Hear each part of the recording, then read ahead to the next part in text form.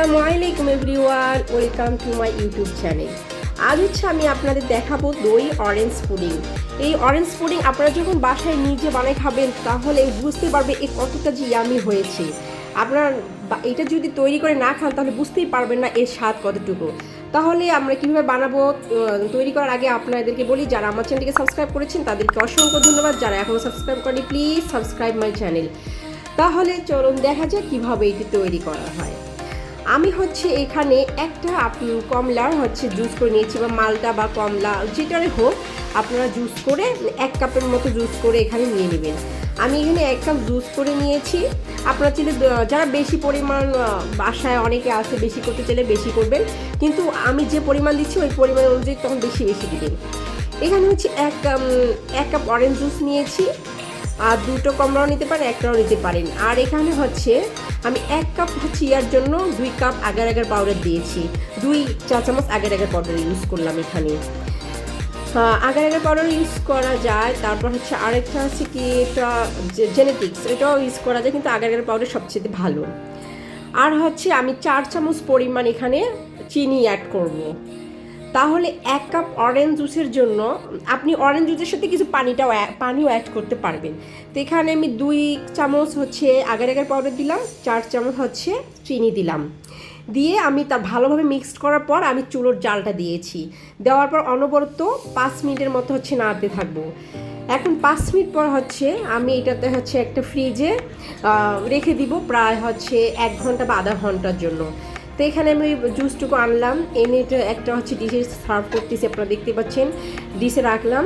এখন এটা আমি 1 ঘন্টা 2 ঘন্টার জন্য ফ্রিজে রেখে দিব, বা আপনারা রাত্রে ওইটা করে রাখতে পারেন, পরের দিনেও এটা আপনারা তৈরি করতে পারেন। তা আমি এটা রেখে দিব।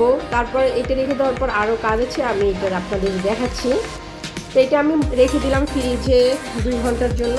আর এদিকে আমি 2 ঘন্টা পরেই আমি এটা করতেছি, 2-3 ঘন্টা পরেই। এখানে আমি 1 কাপ দুধ নিয়েছি, 1 কাপ দুধ নিয়েছি, 1 কাপ আর একটু কম হবে বিধায় আমি আর 1/2 কাপ এখানে অ্যাড করলাম। আপনারা কিছু পানি ইউজ করতে পারেন, আমি পানি ইউজ করিনি, আমি 1.5 কাপ পরিমাণ এখানে দুধ নিয়ে নিলাম।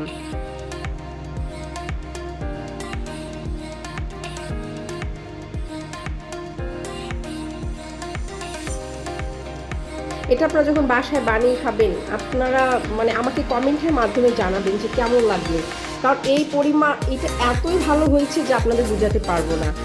তা এখানে আমি 1.5 কাপ ইয়ার জন্য 1.5 কাপ দুধের জন্য আমি আগার পাউডার দিলাম 2 চা চামচ, আর 2 চা চামচ আগার পাউডার দিলাম, আর চিনি দিলাম 1/2 কাপের মতো, দিয়ে অনবরত এটা নেড়ে তারপর চুলোর আঁচটা আমি দিয়ে দিব, চুলোর জালটা ধরিয়ে দিব। এখনও চুলোর জালটা আমার নিভিয়ে রেখেছি।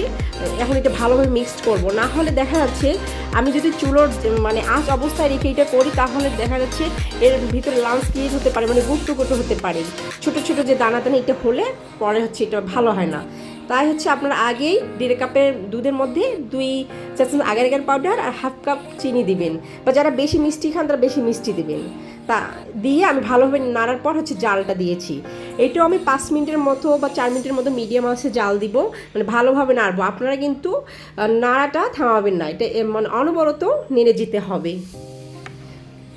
অনবরত নেড়ে যেয়ে তারপর এটা আমি অন্তত 5 মিনিট, যতক্ষণ পর্যন্ত না ইয়াটা উঠতেছে ততক্ষণ পর্যন্ত আপনারা জাল দিবেন। বেশি জাল দেওয়া যাবে না, তাহলে এটা অনেক হার্ড হয়ে যায়, স্ট্রং হয়ে যায়। তাই 5-6 মিনিটের মতো জাল দিবেন, যতক্ষণ না যে উপরে একটা ইয়া চলে আসে। দেখলেই বুঝতে পারবেন, আপনারা স্কিপ করবেন না, দেখতেই থাকেন। তাহলেই স্কিপ করলেই দেখা যাচ্ছে অনেক সময় হতে চায় না, এই যে এরকম না হওয়া পর্যন্ত আপনারা মনে করেন নাড়তেই থাকবেন। এখন এটা অলরেডি হয়ে গেছে, এটা এখন আমি নিয়ে আসবো, নামাবো। এখানে আমি 2-3 ঘন্টা পর ফিরে এখন এটা আমি জেলি এটা তৈরি হয়ে গেল। এটা এখন আমি কাটিং করতেছি, আর আমার মেয়ে এখানে আমাকে ডিস্টার্ব করতেছে যে আম্মু আমাকে দাও। দেখছেন কীভাবে তুলে খাচ্ছে। এখানে আমি ওর জন্যই বানাচ্ছি, এটা এত মজা হয়েছে, ওর বাবাও 4-5টা খেয়েছে, আমিও খেয়েছি। এখন আমি যে দুধটা নিয়ে এসেছি আপনারা এটা ঠান্ডা করবেন না, ঠান্ডা করলে এটা ভালো হবে না। গরম অবস্থায় একটু অল্প একটু ঠান্ডা করবেন, করে ওই যে আমি জেলিটা তৈরি করলাম জেলিটা এখানে দিবেন। দেওয়ার পর নাড়াচাড়া করবেন। নাড়া করার পর এখানে একটু ফ্রুট কালার দেবেন, অরেঞ্জ ফ্রুট কালার দিলেও হতো, না দিলে হতো, দিলে একটু কালারফুলটা একটু ভালো হয়, তাই আমি একটু দিয়েছি, প্রায় 1 চিমটির মতোই দিয়ে দিলাম।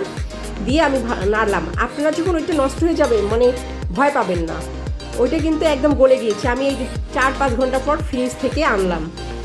আগে এনেছি, আমার মেয়ে নিয়ে দই দিয়েছে, তাই ভালোভাবে দেখাতে পারলাম না। আমি ওই গরম অবস্থায় নর্মাল ফ্রিজে রাখবেন, ডিপে না, নর্মাল ফ্রিজে রাখলাম। 4-5 ঘন্টা করে ফেরার পর দেখতেই পাচ্ছেন যে কতটা সুন্দর হয়েছে, ইয়ামি হয়েছে। এইটা হচ্ছে ব্যাক সাইডটা, মানে এত সুন্দর হয়েছে যে দইটা হচ্ছে নিচে পড়ে গেছে, আর উপরে হচ্ছে জেলিটা ওইরকম করে তৈরি করে আপনারা দিবেন। দেখছেন কত সুন্দর না দেখতে লাগতেছে, উপরটা নিচটা। আরও মানে ফেস টু দেখলে আপনারা যখন নিজে বানাবেন দেখতেই পারবেন এতটা সুন্দর লাগে যে কি বলবো। আর ফ্রুট কালার দিবেন, না দিলেও হয়, বাট দিলে একটু কালারটা চলে আসে, দিয়ে দিবেন। এখন আমি হচ্ছে এটা কাটিং করতেছি, দেখতেই পাচ্ছেন। কিন্তু আমার মেয়ে এতটাই লোভ যাচ্ছে যে ও খাবে, তাড়াতাড়ি চাচ্ছে, বাট আমি বলছি দাঁড়াও, আমিও শুনতেছে না। দেখছেন কাটলাম কত সুন্দর হলো। আপনারা আমি যে পরিমাণ দিয়েছি, আপনারা 2 কাপের জন্য 2 কাপের জন্য 4 চামচ হচ্ছে আগার বাটার ইউজ করবেন, এইরকম করেই করবেন। যারা বেশি পরিমাণ করবেন বেশি দিবেন। তা আমি আপনাদের দেখাচ্ছি 1 কাপ দুধ আর একটা অরেঞ্জের। দেখছেন কতটা কালারফুল আর কতটা যে ইয়াম্মি হয়েছে। আর আপনারা মিষ্টি আপনাদের পছন্দ অনুযায়ী দিবেন, মিষ্টি একটু বেশি দিলে বাচ্চারা একটু পছন্দ করে।